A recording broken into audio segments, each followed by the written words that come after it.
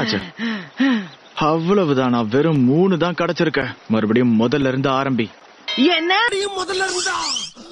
2வது எக்ஸாம் தொடங்கி இதோட 4 நாள் முடிய போகுது. எக்ஸாம்ல கலந்துகிட்ட மத்த டீம்ஸ்ல எத்தனை பேர் ஸ்க்ரால்ஸ் சேகரிச்சு ஜெயிச்சிருக்காங்கன்னு தெரியல. அரடா, சாப்பாடு எப்ப தயாராகும்னு தெரியலையே, ரொம்ப பசிக்குதே.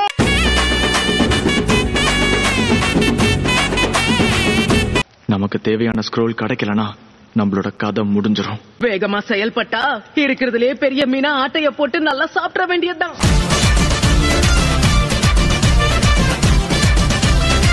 இதுக்கு மேல நமக்கு ஹெவன் ஸ்க்ரோல் கிடைக்க வாய்ப்பே இல்ல.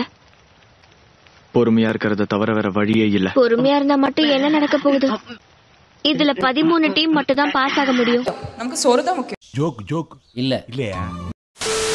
இந்த எர்த் ஸ்க்ரோலை திறக்கணும். அப்படி பண்றது தப்பு.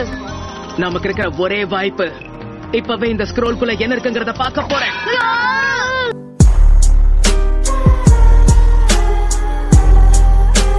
நாம இங்க இருக்கோங்கிற விஷயம் கண்டிப்பா யாருக்கும் தெரியவே கூடாது. சொன்னதை புரிஞ்சுக்கிட்டாங்களே.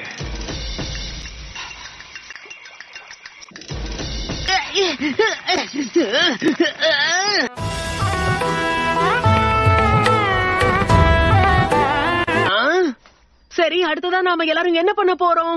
ஒரு நிமிஷம் இரு, அத கொஞ்சம் பாரு. பிரமாதம், அதுல என்ன போட்டிருக்கு?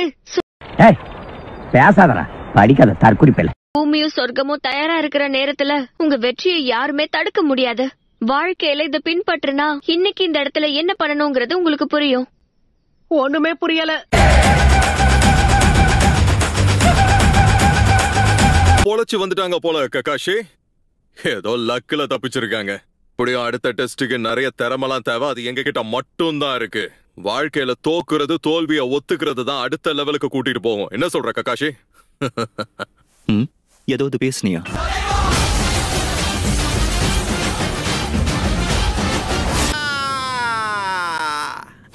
ஒத்துக்கிறேன் ககாஷி, நீ தான் அந்த ரவுண்ட்ல ஜெயிச்சேன்னு. நீ இப்படி கண்டுக்காம இருக்கிறத பார்த்தா எனக்கு கோபம் தாண்டா வருது.